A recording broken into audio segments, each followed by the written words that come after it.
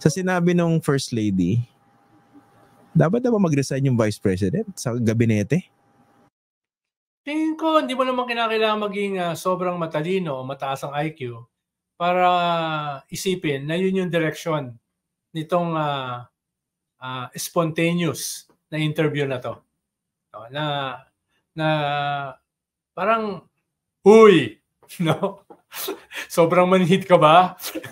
Huy! Uy, ano pa ba gusto kong marinig? Sobra ka ba natutulog? No? Hoy, gising! parang hindi mo naman kinakailangan. Unless nagtutulog-tulogan ka. Ayun, wala tayong magagawa ron. Pero malinaw naman yung mensahe, di ba? Malinaw naman yung mensahe na hindi ka na welcome sa official family. No? Medyo, kung meron ka namang kaunting self-respect, ikaw na yung magkusa. Ikaw na yung magkusa. Huwag mo tayin na tanggalin ka or magkaroon ng petition para ikaw ay mag-resign. No? Huwag mo na yung tayin yun. Ikaw na mismo kusa. At baka nga pabor pa sa'yo kung ikaw na yung kusa mag-resign. Dahil you can define your narrative. Baka nga mas magkaroon ka ng political flexibility dahil hindi ka na nakikipagplastikan, hindi ka na masyadong ipokrita, no? At hindi ka na masyadong namamangka sa maraming ilog o sa dalawang ilog. So, kung ikaw ay kusa na mag-resign, hindi ka naman mag-resign as Vice President mag-resign ka as Secretary of Education, no? Wala ka na sa official family. Pwede mo na pamunuan yung matagal ng plano ng iyong pamilya na maging bagong oposisyon, no?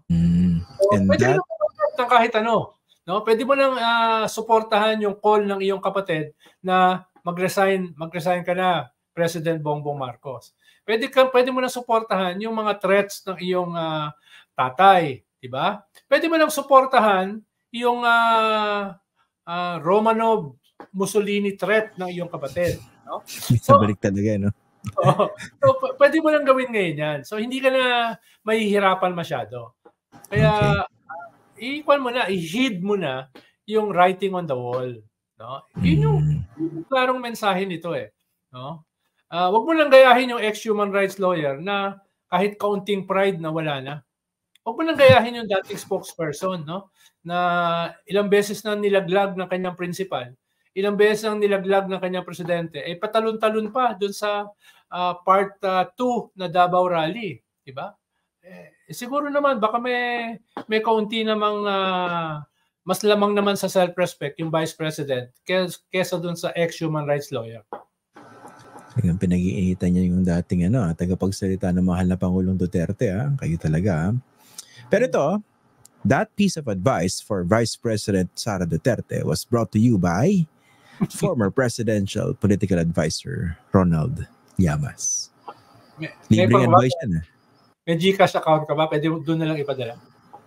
Oo, yung mga nasa kampo ni Sara Duterte, nakakalibre po kayo ng analysis o piece of advice. O nga, no? Baka pwede pa nga ito narrative na yun. Parang kinakawawa siya ng presidente, no? Parang inaano siya yung sinasideline. Oo. Ang hirap kasi magplano ng political narrative na neither here nor there ka. Or you're here, there, and everywhere. Sabi nga ng kanta. Dapat matuto siya kay presidential sister na sobrang pamamangka sa dalawang ilog, medyo bumababa ngayon ang ratings. Bumababa ang ratings ni Senator? Dati nasa top siya dahil Marcos siya. Ngayon nandun siya sa last 3 or last 4 di ba?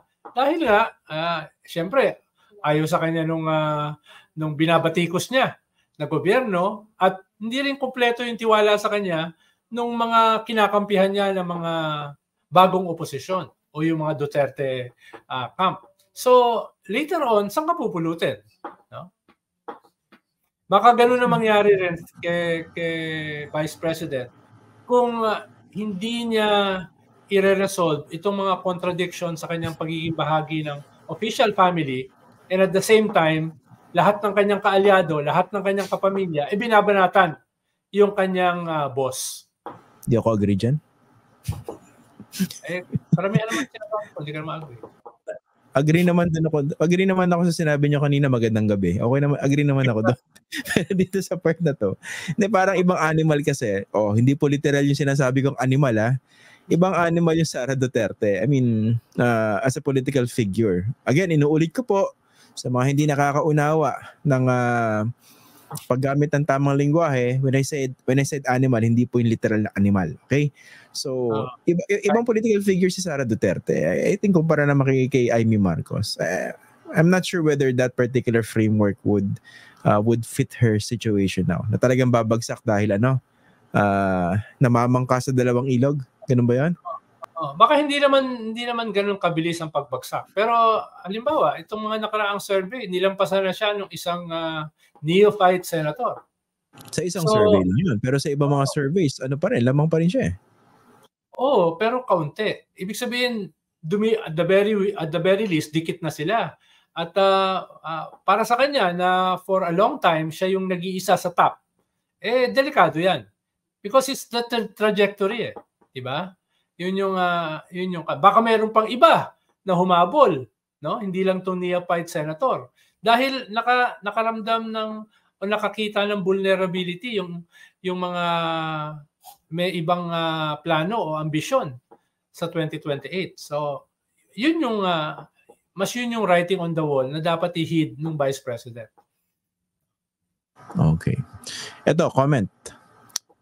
Mga sir, hindi porket magagaling kayong mag-English, matatalino kayo. Yan. Parang bilang na bilang yung English ko. Ako rin eh.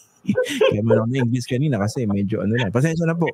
Mahirap talaga minsan mahirap magpasaya ng mga tao ngayon. Paano bang gawin natin? Tapusin na natin to. Yun na lang siguro, no? Okay. Ano ba? Nung high school ako, nababasa ko ba yun yung libro ni John Powell? No? Ano ba? Yun yung mga doon ka kumukuha ng quotation pag manliligaw ka eh. Diba? Ngayon kasi nag-google na yun eh. Nakalagay doon, your life is shaped by those who love you and by those who hate you. Diba? Tanggapin mo na yun. Tanggapin mo na yun. Huwag ka na maghabol na lahat ay magugustuhan ka. No? Lalo na yung host. Tsaka yung pleasers, please no one. Sino nagsabi nun? Hindi si John Powell yun. Ako. Pleasers, please no one. Ako yun. Ayan. Okay. Kaso, ito nga pala, pag-usapan natin yung timing nung pagpapaunlak ni First Lady Lisa Marcos ng interview na to. Bakit ngayon? Pwede namang ginawa niya yan siguro 2 months ago? Pwedeng last year? Bakit ngayon? Sa tingin niyo? Ngayon kasi nag-scale up yung open warfare. 2 Davao Rally, several Liwasang Bonifacio Rally, no? Several press conferences na talagang matindi yung mga banat. So, it rankles itong mga ganito klaseng atake. Kahit you're up there at ang feeling mo ay talaga naman babatuhin ka. No? Pero yung ganitong sunod-sunod, yung bato sa'yo ay tumatama no? Nasasaktan ka Siguro yun yung isa. Ikalawa ay maraming mga possible na pangyayari na nalalapit, yung midterm election. No? It's practically around the corner kahit isang taon pa. Dahil filing of candidacy na sa October. Kung hindi sila mag-i-scale up, delikado, no? Baka yung bagong oposisyon ay makakuha ng significant new senators or mga incumbent para subuking hawakan yung Senado.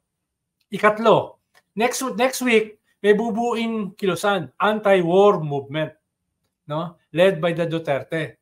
Babanatan yung foreign policy, yung sleepwalking into war allegedly ni President Bongbong Marcos, no? Next week na 'yan. At itong sinasabi ni Maharlika, merong malaking pangyayari. May malaking event na mangyayari next month sa Mayo. So, may mga parating At may plano in short, may plano. Oo. Baka gusto ng First Lady, gusto ng Malacanang na Sila naman yung mag-define ng political narrative. Ang problema kasi sa bungguan ng mga narratives, usually lamang yung nasa offensive in defining a political narrative. Yung nasa defensive, medyo kapusye. Kaya siguro, it's an attempt na i-shape nila yung narrative this next few months. Kung nagustuhan niyo po itong video na ito, paki-like at share na lang po para mas marami pang makakita at makapanood. Kung gusto niyo po makibalita, follow niyo na rin po ako sa aking mga social media accounts na nakasulat po sa screen. Pwede rin po kayo magpadala ng super thanks, super like, super chat at super sticker sa YouTube, saka Facebook stars po. Alam niyo po, malayo po mararating ito para makagawa pa po kami ng mas maraming video na makatutulong po sa pagpapakalat ng tamang impormasyon para sa bawat Pilipino. Kada like, subscribe, follow at share ay pagsuporta po sa tunay na independent journalism sa bansa. Maraming salamat po.